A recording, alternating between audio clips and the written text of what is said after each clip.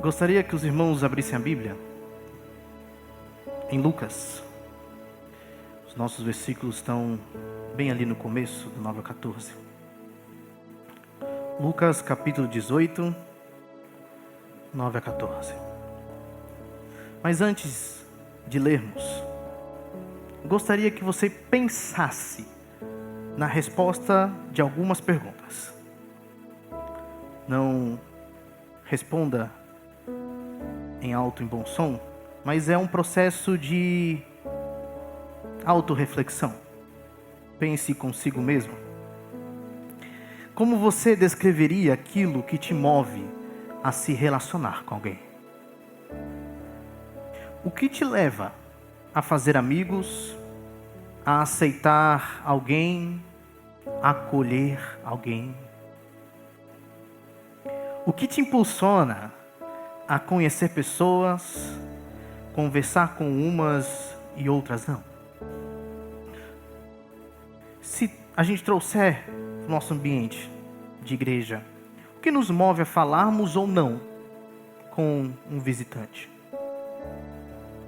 O que nos move a recebermos ou não com aquela hospitalidade acalorada, típica de quem foi escolhido, transformado por Cristo Jesus? Esse nosso texto vai nos mostrar sobre uma resposta negativa, muito comum entre os que rodeavam Jesus. E podemos dizer que também entre os que se diziam seguidores de Jesus e os que dizem ser seguidores de Jesus, nós encontramos essa resposta sobre o que move a se relacionar com alguém, a aceitar alguém, a desprezar uns, a falar com outros. Nós vamos ver nesse texto. Pode estar falando de mim, pode estar falando de você, mas ao menos é um chamado à autorreflexão sobre justiça, sobre confiança, em quem confiamos e como lidar com os outros, como se relacionar com os outros. Vamos ler Lucas capítulo 18, versículos de 9 a 14. A palavra do Senhor diz assim: propôs também esta parábola a alguns que confiavam em si mesmos, por se considerarem justos, e desprezavam os outros. 2 homens subiram ao templo com o propósito de orar, um fariseu e outro publicano. O fariseu, posto em pé, orava de si para si mesmo desta forma: ó Deus, graças te dou porque não sou como os demais homens, roubadores, injustos e adúlteros, nem ainda como este publicano. Jejuo 2 vezes por semana e dou o dízimo de tudo quanto ganho. O publicano, estando em pé, longe, não ousava nem ainda levantar os olhos ao céu, mas batia no peito dizendo: ó Deus, sê propício a mim, pecador. Digo-vos que este desceu justificado para sua casa, e não aquele. Porque todo o que se exalta será humilhado, mas o que se humilha será exaltado. Esta é mais conhecida como a parábola do fariseu e publicano. Uma parábola exclusiva do Evangelho de Lucas. E Jesus propõe essa parábola. Nós temos aqui um contexto em que Jesus estava rodeado de algumas pessoas. Mas o que são parábolas? Parábolas são histórias criadas para passar uma mensagem central. E essa mensagem meio que obriga os leitores, os ouvintes a reagir. A parábola tem essa característica de passar a mensagem, chamando a gente para entrar na história e darmos o desfecho da história. Como, por exemplo, na parábola mais conhecida como o filho pródigo, né, que a gente falou que poderia ser chamada da parábola do pai que corre. Mas nessa parábola a gente não tem um desfecho. A gente não sabe como ficou a relação do pai com o filho mais velho, do filho mais velho com o filho mais novo. A gente não tem esse desfecho, mas é um chamado para a gente dar o desfecho. E agora, como vocês vão agir? É como se pegasse na nossa mão nos levasse até uma bifurcação e falasse: por onde vocês vão seguir? São esses dois caminhos? Esse é o desfecho. Ou, como no caso dessa parábola, percebemos com qual personagem nos parecemos mais. E também em qual queremos nos tornar mais parecidos. Se a parábola era contada para os ouvintes reagirem, essa é ainda a nossa missão como leitores dela. Reagir a ela. Nós não podemos fugir da reação.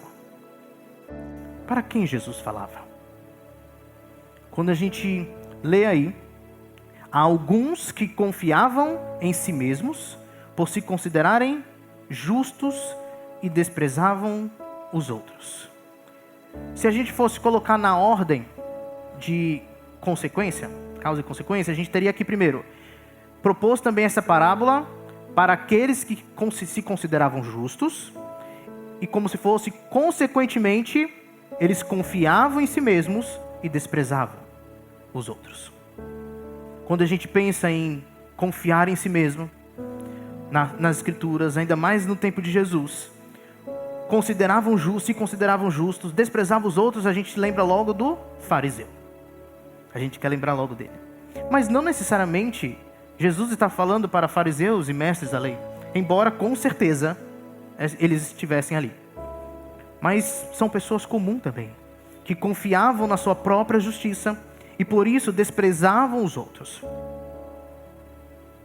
E eu quero pedir para a gente ter cuidado enquanto a gente ouve essa parábola.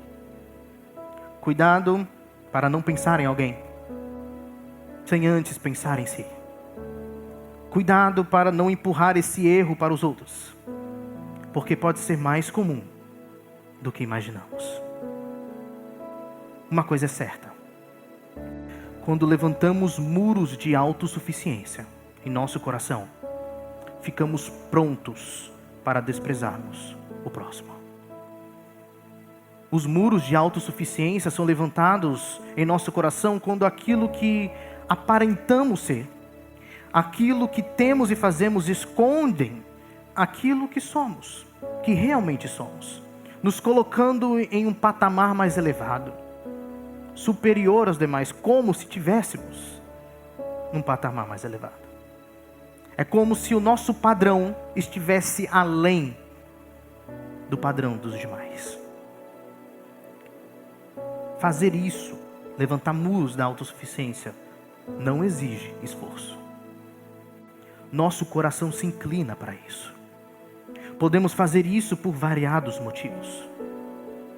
Quando a gente vê diferenças entre condições financeiras, vestimenta, política, futebol, religião, ou até mesmo coisas do dia a dia, cansaço, nos faz levantar muros da autossuficiência. Por exemplo, tal pessoa não vale o meu esforço, porque eu estou cansado. Ou tempo. Tal pessoa não vale o meu tempo. Meu tempo é precioso. Ou conforto. Meu padrão de conforto é tal que aquilo que me deixa um pouco desconfortável, eu não faço. Ou se faço, faço não querendo. Faço não querendo. Percebe que a depender da pessoa com que nos deparamos no caminho, reagimos a partir da nossa própria justiça e começamos a levantar muros que divide a gente das pessoas e impede de aceitarmos e nos relacionarmos devidamente com essas pessoas? O que levanta esse muro que distancia nós de alguém é nossa própria justiça. O padrão que colocamos da nossa justiça. São diretamente proporcionais. Quanto mais confiamos em nossa própria justiça, mais desconfiamos da justiça alheia. Mais desconfiamos da justiça dos outros. E mais desprezaremos essas pessoas. Eu queria chamar você para sondar seu coração, antes da gente entrar na parábola em si. investigue em seu coração o conhecimento que você tem sobre si, o quanto é real a sua justiça própria e o quanto tem levado até a desprezar certas pessoas. E por que eu estou falando isso? Para a gente sondar nosso coração. Porque precisamos ser intencionais. Precisamos ser profundos em nossa interiorização, que é o processo de olhar para dentro. Porque nosso coração está sempre pronto para maquiar quem nós somos. Jeremias já nos deixou alerta sobre isso. Ele fala que o coração é desesperadamente corrupto. Quem pode conhecer? Quem pode sondar o coração? Podemos constatar essa verdade ao vermos a formação de uma criança. Como é mais difícil ensinar virtude para uma criança do que o que é errado, do que é vicioso. Então, essa é a introdução da parábola. Jesus conta essa parábola para pessoas que se achavam justas e confiavam em si mesmos por causa disso e consequentemente desprezavam outras pessoas.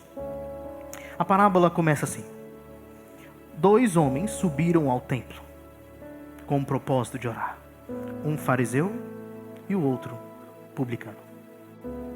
Quando a gente começa a ler, 2 homens subiram ao templo com o propósito de orar, esses 2 homens estavam fazendo o mesmo movimento. O movimento de subir ao templo, aparentemente com o mesmo coração, com a mesma motivação, que era orar um pouco. Isso revela para nós que até esse momento da história, só esse pedacinho, eles eram iguais. Dá a sensação para nós que tinham o mesmo coração, a não ser os títulos que os caracterizavam: fariseu e publicano. O que era o contexto? O templo ficava realmente no alto. Aliás, ali Deus falava com as pessoas, ouvia. Era como se estivesse indo à entrada do céu ou um pedaço do céu. E aqui a gente não pode pensar como um ato individual de adoração, que foi por acaso que os 2 estavam subindo ao mesmo tempo para orar. Os judeus tinham essa prática de adoração pública em pelo menos 2 momentos do dia. Todo dia ao amanhecer e mais ou menos 3 horas da tarde, realizavam sacrifícios diários, o sacrifício de expiação. E após os sacrifícios, enquanto o incenso era queimado, eles se reuniam no pátio para orar. É interessante porque o que tinha na mente deles? A hora da queima do incenso era apropriada para as orações pessoais. Porque a essa altura do culto deles, eles acreditavam que o sacrifício do cordeiro havia coberto os pecados de Israel e por isso o caminho para Deus estava aberto. Eles poderiam então se aproximar de Deus depois do sacrifício. E é interessante porque, na verdade, mesmo sendo um ato coletivo de adoração, cada um ora individualmente e em voz alta. O costume era orar em voz alta, não era orar baixinho. Então, era atravessado as orações do pátio. Mas o destaque aqui é dado ao fariseu e publicano, entre os demais que estariam ali orando. Pessoas indo com o mesmo objetivo, orar, conversar com Deus. Mas, ao serem definidos como fariseu e publicano, devemos pensar como as pessoas da época. Era como se tivesse falado assim: está ali subindo um observador estrito da lei, aquele que obedece à lei, o fariseu, e um infrator da lei e traidor da nação, o publicano. Então eles já ouviam de forma totalmente contraditória: fariseu, publicano. O fariseu pertencia a um grupo religioso judaico que eram extremamente zelosos quanto à lei. Eles eram estudiosos e normalmente os principais intérpretes da lei da época. A gente sabe que em Jesus, cada vez mais fica evidente que eles não tinham tanto assim conhecimento da lei, ou pelo menos a interpretação certa da lei, que a interpretação que eles tinham estava meio que apagada, obscura, ou meio embaçado, como fumaça. É a leitura que a gente tem, a nomenclatura que a gente tem no Novo Testamento. Para nós, então, é de extrema importância sabermos que se tratava de um religioso que as próprias pessoas olhavam e pensavam: ali está um homem de Deus. E que nunca seriam como um fariseu. As pessoas pensavam assim. A maioria os colocava em um pedestal. Isso poderia até ser um dos motivos que levasse os próprios fariseus a se comportarem negativamente desse senso de justiça. Ajudava isso. E quem era o outro? O outro era o publicano. Era quem cobrava e pegava o dinheiro do povo judeu para dar para Roma. Tinham impostos a pagar, os judeus. Era assim que eles oprimiam o povo judeu. E os romanos contratavam alguns judeus, colocavam ele em lugares estratégicos, e eles deveriam recolher, cobrar esse dinheiro. Mas muitos, além de recolherem, eles roubavam. Eles pegavam a mais. A gente tem a história de um grande homem, né? Que pegava dinheiro e era cobrador de impostos. Quem? Zaqueu, um grande homem, né? Zaqueu, ele disse: Senhor, resolvo dar aos pobres a metade dos meus bens. E se em alguma coisa tenho defraudado alguém, restituo 4 vezes mais. Esse se, nós já pensamos em condição, mas é uma condição de fato. Ele sabia, ele não falaria se ele não tivesse defraudado alguém. Para que ele iria falar? Então, ele defraudou as pessoas e restituiu 4 vezes mais. Mas há algo ainda muito importante nessa contradição entre o fariseu e o publicano. É muito importante a gente saber que a visão que eles tinham era de que quem ofertava no templo, quem ajudava o povo de Deus, ofertando, dando dinheiro no templo, eles estavam ajudando na causa da libertação da nação de Israel. Aliás, eles eram dominados pelo Império Romano. Mas quem tomava dinheiro do povo para dar para Roma, financiava a continuação de Israel como dominado pelo Império Romano. Então, não era apenas algo que ele atingia as pessoas individualmente. O publicano. Na verdade, eles viam 2 financiadores. Um que financiava a libertação de Israel, dando dinheiro para Israel também. E outro que financiava a continuação da dominação do Império Romano sobre Israel. Então, vocês já entenderam. O fariseu era bem visto. O publicano era odiado. Odiado. Ninguém queria chegar perto do publicano para não se tornar impuro. Então, ambos subindo para a oração. Aparentemente, indo fazer a mesma coisa.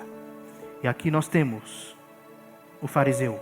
A cena sai do geral e entra, foca no fariseu. Vamos ver o versículo 11. O fariseu, posto em pé, orava de si para si mesmo dessa forma: ó Deus, graças te dou porque não sou como os demais homens, roubadores, injustos e adúlteros, nem ainda como este publicano. O texto é literalmente: o fariseu se colocou em pé sozinho e orou. Porque quando a gente lê do jeito que está aqui, orava de si para si mesmo, parece que ele orou só no pensamento, não é? Mas a ideia é de que ele se levantou sozinho perante os demais. Ele não tinha nada a esconder. E esse não era o costume da oração ali das pessoas. Era orar em voz alta, principalmente os fariseus. Eles oravam em voz alta, porque ele não tinha nada a esconder. E eles sempre aproveitavam as oportunidades para mostrar algo aos outros, até ensinar os outros. Ele estava um pouco afastado, mas não tanto afastado. Para ele ser ouvido, ele precisava estar mais perto das pessoas. Mas ele não poderia estar tão perto das pessoas. Por quê? Ele estava um pouquinho afastado o suficiente para não ficar impuro. Para não ficar impuro. E ele orou. E ele começa falando: ó Deus, graças te dou. Numa primeira leitura, pode ser gerada a seguinte sensação: realmente, graças a Deus. Né? Graças a Deus porque eu não roubo, porque eu não sou injusto, porque eu não sou adúltero. Numa primeira leitura, ok? Mas tudo muda quando ele inclui alguém que está ao seu lado, de forma direta. Porque ele fala: não sou como os demais homens. Parece que ele está falando de forma geral. Mas, na verdade, no final, ele mostra quem realmente era o alvo de seus ataques. Nem ainda como este publicano. Então, a impressão que a gente tem é que ele está orando a Deus aqui, mas na verdade ele não está tão preocupado com o Senhor. Ele está mais preocupado com o publicano. Ele está mais preocupado com o que as pessoas estão achando. Ele praticamente está generalizando as características do publicano para depois usar o publicano como exemplo. Roubador, injusto, aí ele já acrescenta o adúltero como forma de ataque.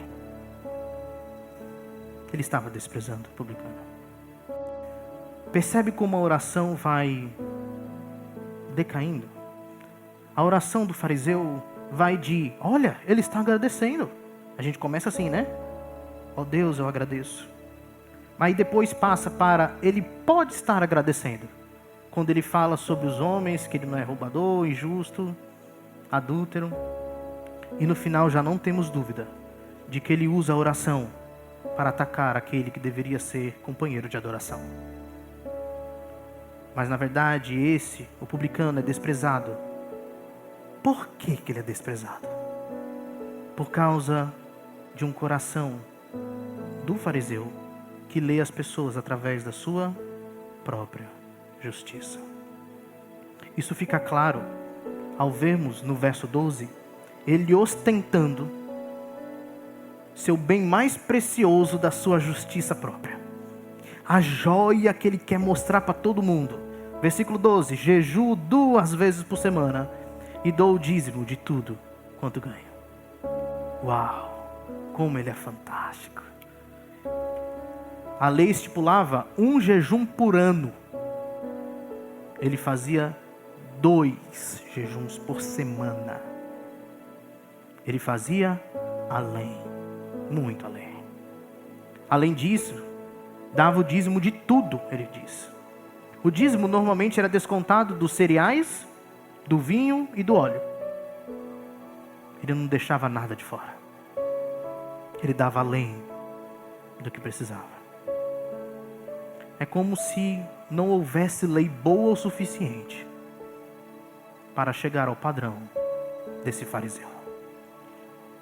Interessante que essa demonstração de justiça própria está no coração da parábola.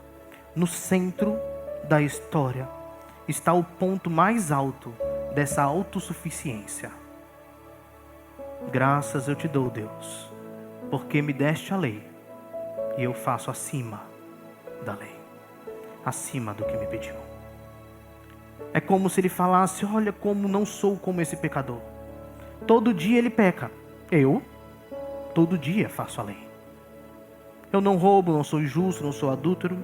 E mesmo que o Senhor não exija, eu jejuo 2 vezes por semana e dou o dízimo, além do que é devido. Uma coisa é fazermos o além como gratidão a Deus e ficar na nossa, só fazendo e sendo grato. Outra coisa é transformarmos nossos feitos no padrão de justiça, na régua pela qual medimos o próximo. Só faltou ele terminar dizendo: e ai daqueles que não agirem como eu, são desprezíveis e injustos. Meus irmãos, Você acha que é difícil a gente agir dessa forma? Ou pelo menos parecido um pouquinho? O Senhor fala para não roubar e não matar, certo? Eu não faço isso. Então, ok. Mas o Senhor não diz nada sobre não fumar, não beber, não fazer tatuagem, não sonegar impostos. Não diz nada sobre lado político. E não define muito sobre outras coisas desse sentido. Mas pode deixar. Mesmo não dizendo, eu faço além do que ele diz. Já defini o padrão além do que o Senhor orientou. E quem não tiver nesse padrão, muitas pessoas nem cumprimentam as outras. As pessoas às vezes só dizem bom dia, boa tarde, boa noite, mas não quer caminhar com essas pessoas. Na minha igreja não entra. Esse é o coração daquele que vive pela justiça própria. Ele vive criando outras leis que não as de Cristo, para se sobressair sobre os demais, enaltecendo a si e diminuindo os outros. Esse era o coração do fariseu. Jesus está destacando que ele fazia exatamente isso. Usava aquilo que ele fazia para se sobressair sobre os outros e desprezar o próximo. Mas a câmera não permanece no fariseu. A câmera vira para o outro personagem, o publicano. A câmera teve que dar um zoom no publicano, porque este estava lá no canto do pátio, longe, próximo ao portão de saída, para qualquer possível ato contra ele pudesse fugir, pudesse se esquivar. E numa espécie de cena que parece começar igual, porque ele diz, e o publicano, estando em pé, aí ó, está parecendo igual, começa a diferenciar mostrando sua posição frente aos demais, longe, provavelmente para não contaminar ninguém e sofrer retaliação por isso. Enquanto um se afasta um pouco para não ser contaminado, o outro se afasta para não contaminar. E aí diz o versículo 12: o publicano, estando em pé longe, não ousava nem ainda levantar os olhos aos céus, mas batia no peito dizendo, ó Deus, sê propício a mim, pecador. Enquanto um se levanta, e o texto dá aquela sensação, no fariseu, de poder, de exaltação, na forma que se levantou e orou a Deus. Ó Deus, eu te agradeço, porque não sou como esses homens. Esse outro, Jesus, faz questão de mostrar a vergonha que ele tinha perante Deus e a sua oração de humilhação. Ele não ousava levantar os olhos aos céus e batia no peito. Esse bater no peito, eles faziam assim, mais ou menos, dessa forma, e batia, se inclinando. Esse gesto é uma das maiores expressões de dor e lamentação daquele povo. Ele estava profundamente sofrendo, lamentando. O que ele ora? Ó Deus, sê propício a mim, pecador. Literalmente, faz a expiação por mim, que sou pecador. É como se ele falasse que o sacrifício que foi feito para perdoar os pecados do povo me atinja. Que a sua misericórdia e graça alcance esse pecador. É como se ele batesse no peito para que aquele sacrifício entrasse ali, atingisse ali o coração dele. Porque ele sabia o valor daquele sacrifício para ele. Diferente do fariseu que não necessitava, ou pelo menos achava que não necessitava da expiação, do pagamento do cordeiro pelos seus pecados. Por que ele iria precisar, se ele faz além do que a lei pede? Meus irmãos, somente um acontecimento que aponta a grandeza da cruz para levar a essa expressão de dor e desespero, porque o publicano sabia da sua necessidade. É interessante porque somente aqui, e no capítulo 23 de Lucas, pode abrir por favor, capítulo 23 de Lucas, no versículo 46, a partir do 44, a gente tem essa expressão na Bíblia, de bater no peito. Somente aqui, na parábola do fariseu e publicano, e nesses versículos. A partir do versículo 44 do capítulo 23. Já era quase a hora sexta, e escurecendo-se o sol, houve trevas sobre toda a terra até a hora nona. E rasgou-se pelo meio o véu do santuário. Então Jesus clamou em alta voz: Pai, nas tuas mãos entrego o meu espírito. E depois disto, respirou. Vendo o centurião o que havia acontecido, deu glória a Deus, dizendo: verdadeiramente este homem era justo. E todas as multidões reunidas para este espetáculo, olha, este espetáculo, vendo o que havia acontecido, retiraram-se a lamentar, batendo nos peitos. Somente, mais uma vez, um acontecimento que aponta a grandeza da cruz. O que Jesus fez na cruz para levar a essa expressão de dor e desespero. Porque o publicano sabia da sua necessidade e urgência. Então Jesus dá o desfecho da parábola, surpreendendo ao público sobre quem é o verdadeiro justo. Se fosse pedir para o público escolher quem é o verdadeiro justo, o público escolheria sem titubear o fariseu. Mas Jesus diz, versículo 14 do capítulo 18: digo-vos que este desceu justificado para a sua casa. Este quem? O publicano. E não aquele, o fariseu. Porque todo o que se exalta será humilhado, mas o que se humilha será exaltado. Na primeira aparição, juntos, lembram na subida? Qual foi a ordem de que eles foram citados? O fariseu é falado antes do publicano. Está ali o fariseu e o publicano subindo. Por quê? Retrata como a sociedade via eles. Para o público, o fariseu vem em primeiro lugar. Toma a dianteira da justiça. O publicano nem deveria ter aparecido ali.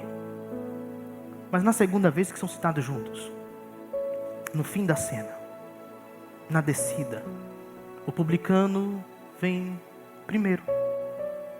Jesus retrata primeiro o publicano, porque ele está retratando o relacionamento com Deus, que Deus tinha com eles.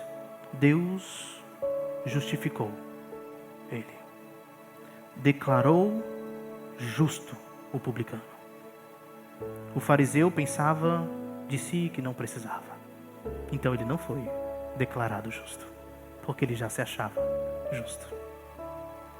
Mas ele diz no final uma máxima, uma verdade incontestável: todo o que se exalta será humilhado, mas o que se humilha será exaltado. Jesus não está dizendo que devemos ficar o tempo todo nos vitimizando, nos rebaixando. A ideia aqui da humilhação é de um reconhecimento real de quem somos. Nós somos pecadores e da nossa necessidade de justificação. Nós precisamos da justiça de Deus. Nós precisamos dessa justiça. Quando Deus nos faz participantes da justiça de Cristo, atribuindo a justiça dele a nós. Porque a justiça verdadeira não está naquele que comete pecados. A justiça verdadeira está naquele que não cometeu pecados e se entregou pelos pecadores. E ele atribui isso aos pecadores. Meus irmãos, nós não nos rebaixamos ao nos humilharmos. Essa não é a ideia. Nós reconhecemos quem somos perante Deus. E diz que ele nos exaltará. Exaltar também não é nos mostrar perante os outros, nos dar poder ou algo do tipo. Não é essa exaltação que a gente busca. Exaltação aqui tem a ver com estar firme na presença de Deus. Tem a ver com o que nós somos em Cristo Jesus. Tem a ver com a nossa participação do que ainda falta acontecer. A volta de Cristo Jesus. A introdução da parábola fala daqueles que se elevam em sua justiça e humilham os outros. Não é isso? A parábola foi proposta para aqueles que se achavam justos, confiavam em si mesmos e desprezavam os outros. No fim, o que se exalta é humilhado. E o humilde, que reconhece quem é exaltado por Deus. Queria concluir com algumas verdades. Primeira, a forma como oramos e o que dizemos diz muito sobre como está o nosso coração. Percebe como foi perceptível isso na oração do fariseu e na oração do publicano? Onde estava o coração deles? Aquilo que falamos, aquilo que oramos, diz muito sobre como está o nosso coração. Segundo, a forma como lidamos com o próximo também diz muito sobre o nosso coração, sobre onde está a nossa justiça. Isso é manifestado nos nossos relacionamentos. Terceiro, fomos chamados para nos relacionarmos com o próximo, não por meio da regra da justiça própria, mas com a régua, com a medida, justa medida de como Deus se relaciona conosco. Qual que é a régua do relacionamento de Deus para conosco?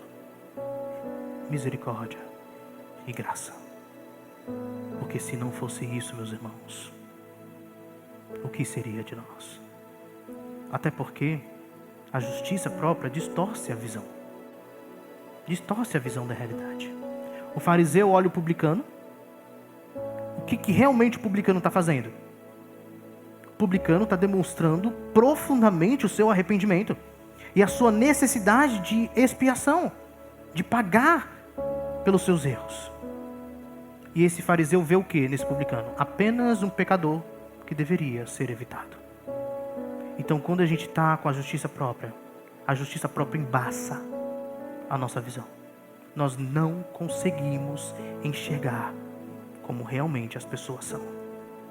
A gente tem que eliminar a justiça própria do nosso coração. Quarto, os ouvintes da parábola, e aqui incluindo nós, somos chamados a refletirmos sobre como se alcança a justiça. Jesus ensina que a justiça é uma dádiva que Deus tornou possível por meio do sacrifício expiatório. Sacrifício expiatório é quando expia os pecados, ou seja, paga, é como se fosse um pagamento pelos pecados por meio desse sacrifício, que é recebido por aqueles que humildemente se aproximam dele como pecadores que são, confiando unicamente em Deus e sua graça, e não na sua própria justiça. Então, ser declarado justo não depende do ser humano, porque a justiça só pode ser plenamente obtida pelo próprio Deus, e foi isso que Cristo fez, vivendo aqui. Ele que justifica.